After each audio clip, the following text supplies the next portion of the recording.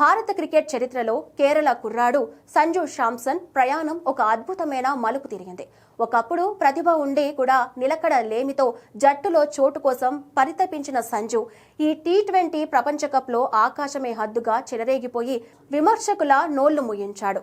Tourney ఆరంభానికి ముందు ఈశాన్ కిషన్ కు ప్రాధాన్యత ఇవ్వడంతో రిజర్వ్ బెంచ్కే పరిమితమైన కీలక సమయంలో వచ్చిన అవకాశాన్ని రెండు చేతులా ఒడిసి పట్టుకున్నాడు.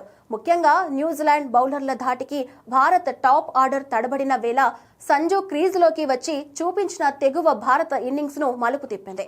క్వార్టర్ ఫైనల్ నుంచి ఫైనల్ వరకు వరుసగా 3 అర్ధ సెంచరీలు బాదడమే కాకుండా టోర్నీ మొత్తంలో 5 ఇన్నింగ్స్ లోనే 321 పరుగులు సాధించి 2014లో విరాట్ కోహ్లీ నెలకొల్పిన రికార్డును సైతం అధిగమించడం విశేషం.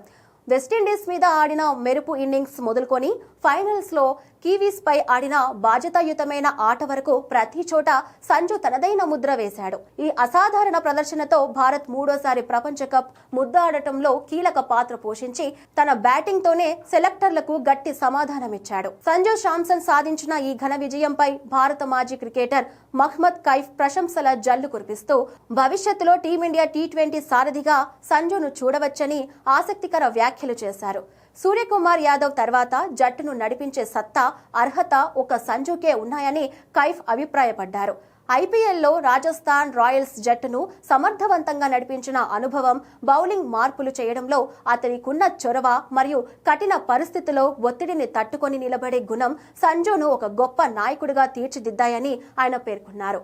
కేవలం 31 ఏళ్ల వయసులోనే ఉన్న సంజుకు ఇంకా సుదీర్ఘ కెరియర్ ఉందని, ఫామ్ కోల్పోయి జట్టుకు దూరమైన మళ్లీ అద్భుతంగా పుంజుకున్న అతని మొండితనం నిజమైన కెప్టెన్ కు ఉండాల్సిన లక్షణమని కైఫ్ విశ్లేషించారు.